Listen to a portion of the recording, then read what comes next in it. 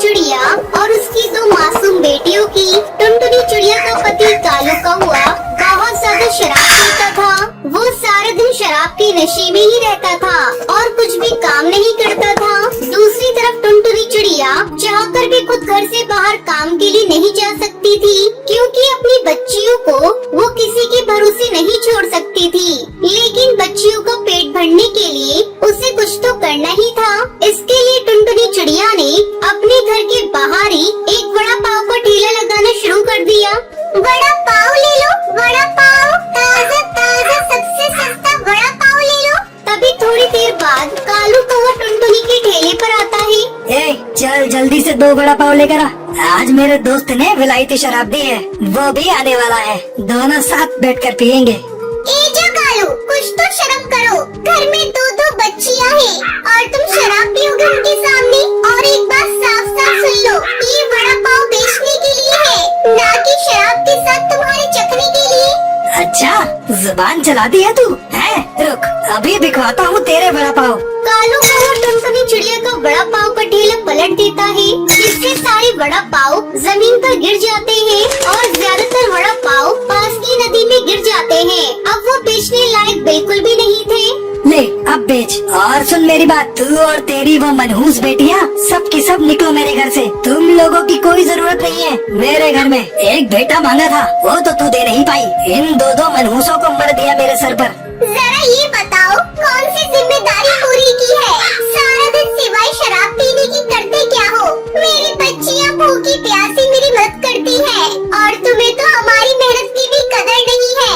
तुम भी अच्छे से सुन लो मेरी बात, तुम्हें जो करना है कर लो। मैं और मेरी बच्ची इस घर को छोड़कर कहीं नहीं जाएंगी, क्योंकि इस घर को हम अपनी मेहनत से चलाते हैं, तुम नहीं। तेरी इतनी हिम्मत है, मुझसे जुबान लड़ाएगी तू? आज मैं तुझे जिंदा नहीं छोड़ूंगा। कालू कौवा टुनटुनी चिड़िया के पर पकड़कर उसे घर के अंदर ले जाता है और फिर उसे बुरी तरह से पीटने लगता है। दोनों बच्चे ये सब देखकर सहम गई। सबसे बड़ी बेटी टूनी चिड़िया ने किसी तरह हिम्मत करके अपने पिता को रोकने की कोशिश की। नहीं पापा, मत मारो माँ को, ऐसा मत करो, छोड़ दो माँ को।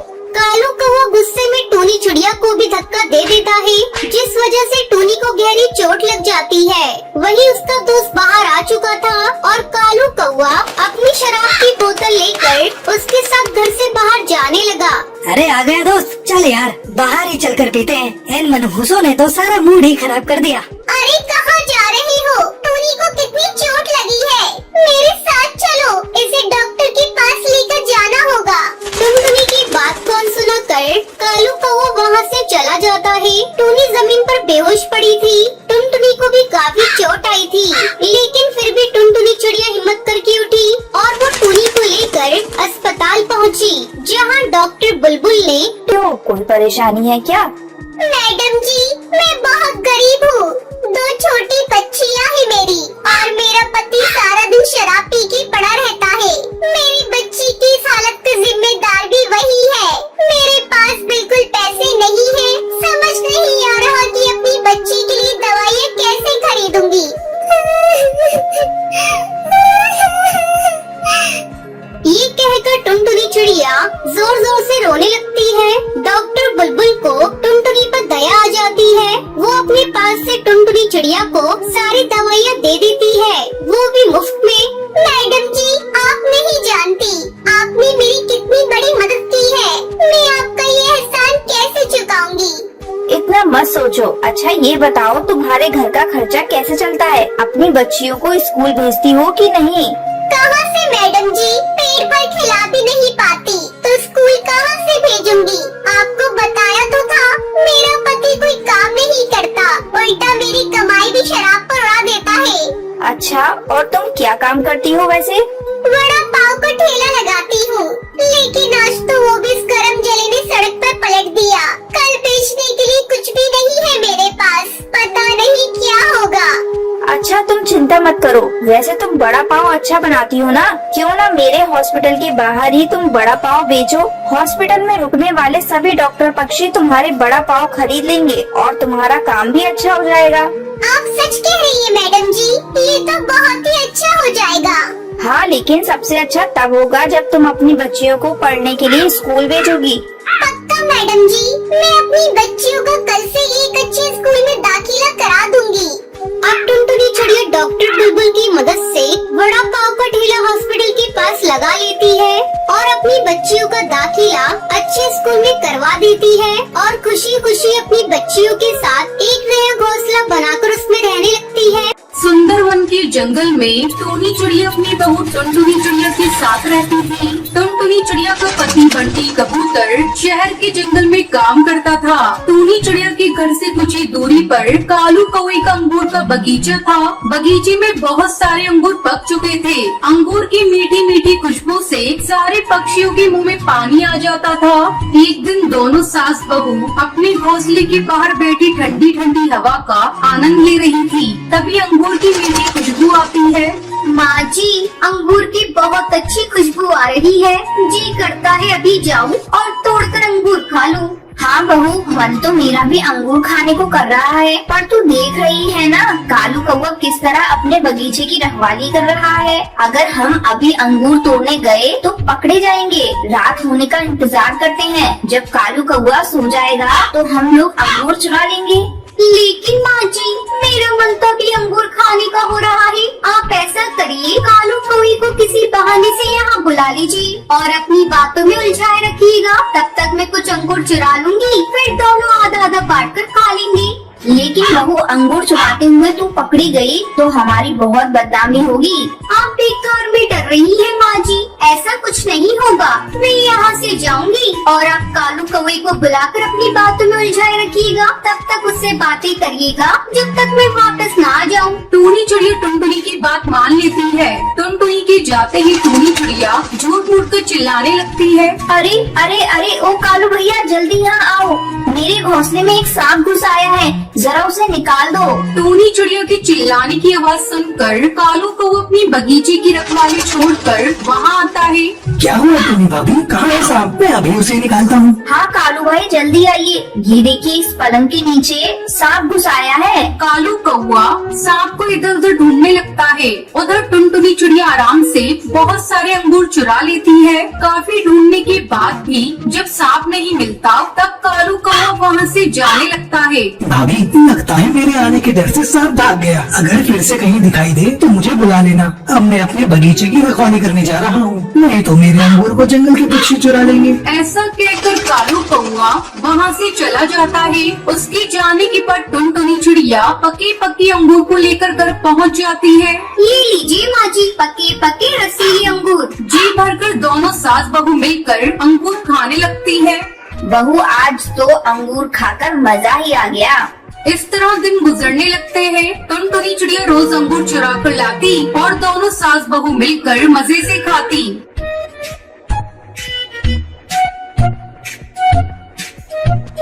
एक दिन कालू कौवे को शक होता है। अरे, रोज रोज मेरे बगीचे से अंगूर कम हो रहे हैं। लगता है कोई इन्हें चुरा रहा है। इसका मुझे पता लगाना पड़ेगा। आज मैं किसी कीमत पर अपने बगीचे को छोड़कर कहीं नहीं जाऊंगा। दोपहर होने पर टूनी चिड़िया फिर से कालू कौवे को बुलाने लगती है, लेकिन कालू नहीं आता। दोनों सास बहू मन मार कर रह जाती है। टुनटुनी बहू, अब क्या करें? ये कालू तो अपने बगीचे से हट ही नहीं रहा है। कोई बात नहीं माँ जी, दिन में ना सही हम लोग रात में अंगूर की चोरी करेंगे, क्योंकि उस समय कालू कौवा सो जाएगा। ऐसा सोचकर दोनों रात में चोरी करने का प्लान बनाती हैं। उधर कालू कौवा अपने अंगूर के बगीचे में जाल बिछा देता है। रात में वो दोनों अंगूर चुराने के लिए जाती हैं और जल्दी जल्दी अंगूर को चुराने लगती हैं। वो दोनों बगीचे में बिछाए हुए जाल में फंस जाती हैं। माँ जी, ये क्या हुआ? हम लोग तो जाल में फंस गए। अब सवेरे ही सब पक्षियों को पता चल जाएगा कि हम लोगों ने ही अंगूर चुराए थे। तभी कालू कौवा वहाँ आ जाता है और कालू कौवा जोर जोर से चोट चोट चिल्लाने लगता है।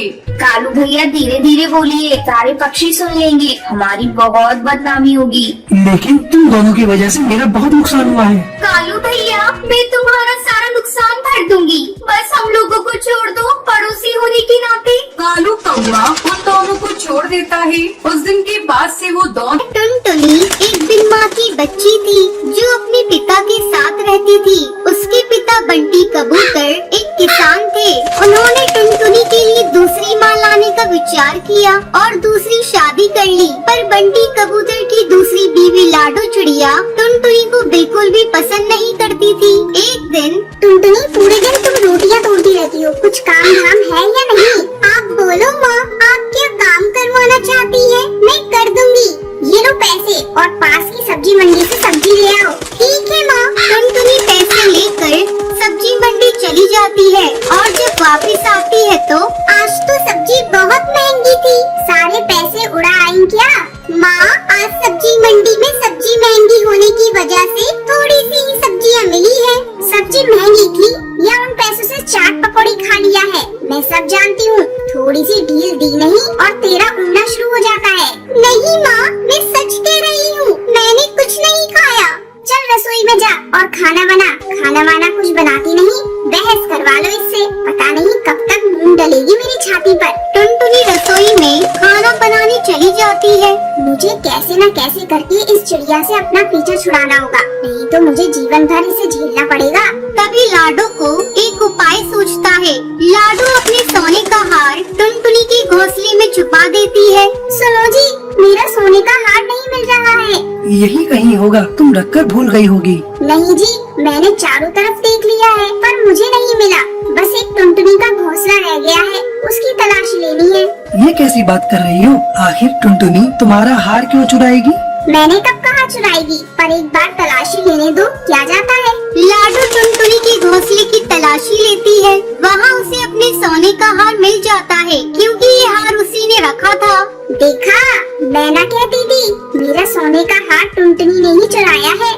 अब तो सब आपकी आंखों के आगे है। अब तो विश्वास हो गया ना कि टुनटुनी चोर है। इसकी नजर हमेशा मेरे सोने के हार पर रहती थी और आज तो इसने चुरा भी लिया। टुनटुनी, ये क्या है? तुमने अपनी माँ का सोने का हार चुराया है? तुम्हें किस बात की कमी है जो तुमने ये सब किया?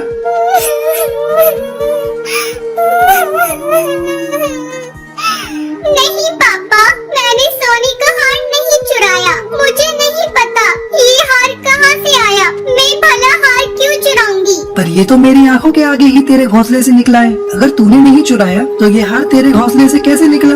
देखिए, एक तो चोरी, ऊपर से सीना जोड़ी। या तो इस घर में अब ये रहेगी या फिर मैं। कल को अगर मेरा कोई और सामान इसने चुरा लिया तो मैं तो कंगाल हो जाऊंगी।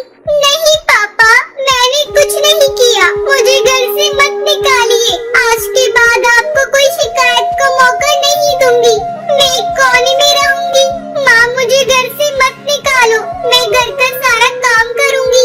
बंटी कबूतर चुपचाप खड़ा देखता रहता है, वो कुछ नहीं बोलता। टुनटुनी अपनी आंखों में आंसू लेकर उस घर से निकल जाती है और रोते रोते एक जंगल की ओर चल पड़ती है। तभी टुनटुनी को एक खरगोश दिखाई देता है जो झाड़ियों में फंसा होता है। ये खरगोश तो बहुत खूबसूरत है, पर ये तो झाड़ियों में फंसा हुआ है। मुझे इसकी मदद करनी चाहिए। इसे तो झाड़ियों से चोट भी लग गई है। टुनटुनी झाड़ियों से खरगोश को निकाल देती है और जड़ी बूटी को उसके घाव पर लगा देती है। खरगोश ठीक होकर जंगल की ओर भागता है। वो खरगोश के पीछे पीछे घने जंगल के अंदर पहुंच जाती है। अरे, मैं ये कहाँ आ गई? ये तो घना जंगल है, इसमें तो बहुत सारे जंगली जानवर भी रहते होंगे। अब मैं क्या करूँ? टुनटुनी उदास होकर बैठ जाती है। ऐसे बैठने से कुछ हासिल नहीं होगा, मुझे कुछ करना होगा। मैं घर वापस भी नहीं जा सकती, मेरा तो कोई ठिकाना भी नहीं है। मुझे यहीं पर रहना होगा इस जंगल में। पर मैं इस घनघोर जंगल में जंगली जानवरों के बीच कैसे रहूंगी? अच्छा है, कोई जानवर मुझे खा जाए, क्योंकि अब मेरा जीवन बेकार है। पापा ने मुझे घर से निकाल दिया और माँ मुझे छोड़कर चली गई। अब मैं जीकर भी क्या करूँगी?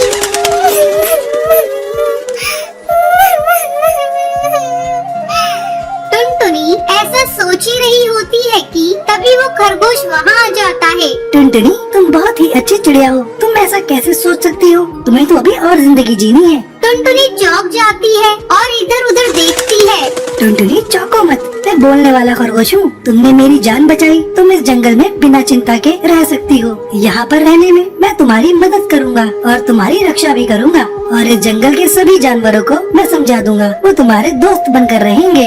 बहुत बहुत शुक्रिया खरगोश जी, लेकिन तुम्हारे इस जंगल में रहने के लिए मुझे घर की जरूरत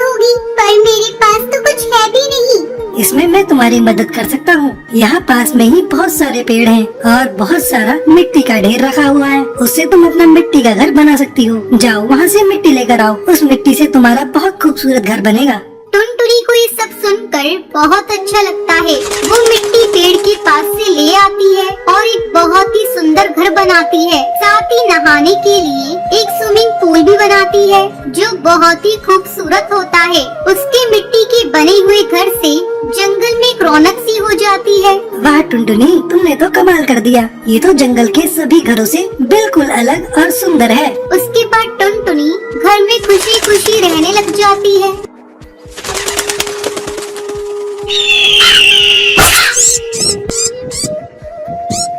रामपुर के जंगल में टुनटुनी चिड़िया अपने माता पिता के साथ रहती थी। उसके माता पिता पुराने ख्यालों के थे। एक दिन टुनटुनी चिड़िया स्कूल से पढ़कर घर आई तो उसकी माँ सुंदरी कौवी उससे कहती है, बिटिया कल से तेरा स्कूल जाना बंद। माँ, मेरा स्कूल जाना बंद क्यों होगा? कल से मेरी परीक्षा शुरू होने वाली है। टुनटुनी चिड़िया, मैंने तुझसे एक बार कह दिया ना, कल से तुझे स्कूल जाने की कोई जरूरत नहीं। कल तुझे देखने तेरे ससुराल वाले आ रहे हैं और अगले हफ्ते शादी है, इसलिए तू अब से घर में रहेगी।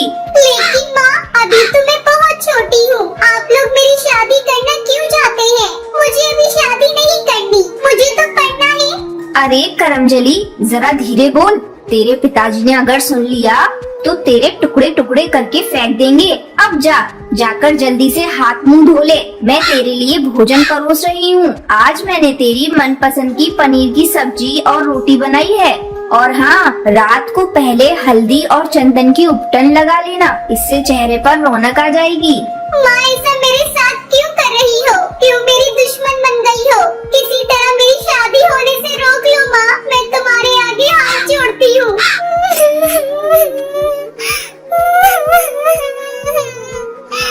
टुनटुनी चिड़िया रोए जा रही थी। तभी वहाँ टुनटुनी चिड़िया के पिता कड़कनाथ सेठ आ जाता है। टुनटुनी चिड़िया उसके पास जाती है। पिताजी, आप मेरी शादी क्यों कर रहे हैं? मुझे अभी पढ़ना है।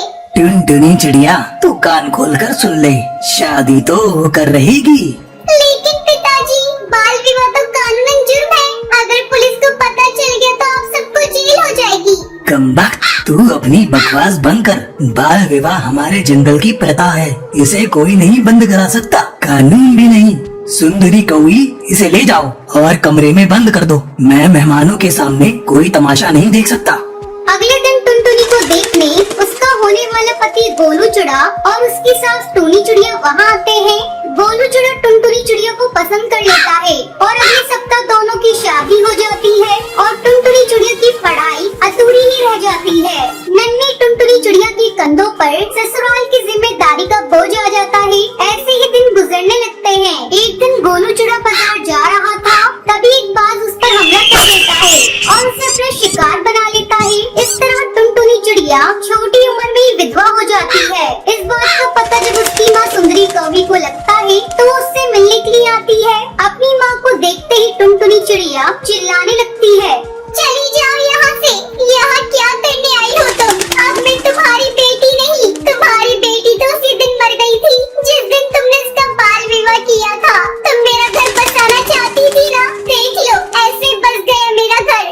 टुनटुनी बेटा, गोलू चिड़ी की मौत ने तुझे पागल कर दिया है। कुछ दिनों के लिए तू मेरे साथ चल, तेरा मन बहल जाएगा। नहीं माँ, मुझे कुछ नहीं हुआ। तुम यहाँ से जाओ, मैं अपनी बाजी को छोड़कर कहीं नहीं जाऊंगी। टुनटुनी बहू, जब तेरी माँ कह रही है तब कुछ दिनों के लिए अपने मायके चली जा। नहीं माँ जी, मैं अपनी अधूरी पढ़ाई पूरी करूंगी और घर घर जाकर पक्षियों को समझाऊंगी कि वो अपनी बेटियों का बाल विवाह ना करें। लेकिन बहू, तेरी बातों को पक्षी नहीं मानेंगे क्योंकि बाल विवाह इस जंगल का एक रिवाज है। माँ जी, मैं पक्षियों को समझाने में अपनी जी जान लगा दूंगी। मैं उनसे कहूंगी कि वो पहले अपनी बेटियों को पढ़ लिख कर अपने पैरों पर खड़ा होने दे, फिर उनका विवाह करें। ठीक है बहू, तू जैसा ठीक समझे वैसा कर। अगले दिन से टुनटुनी चिड़िया अपनी अधूरी पढ़ाई को पूरी करने के लिए स्कूल जाने लगती है और स्कूल की छुट्टी होने के बाद टुनटुनी चिड़िया पक्षियों के घर जाती और उन्हें समझाती कि वो अपनी बच्चियों को बाल विवाह ना करें। धीरे धीरे टुनटुनी चिड़िया की बातों का असर जंगल के पक्षियों पर होने लगा। अब जंगल के पक्षी अपनी बच्चियों को पढ़ाने लगे। ये सब देखकर टुनटुनी टोनी चिड़िया बहुत खुश होती है और खुशी खुशी अपनी सास टोनी चिड़िया के साथ रहने लगती है।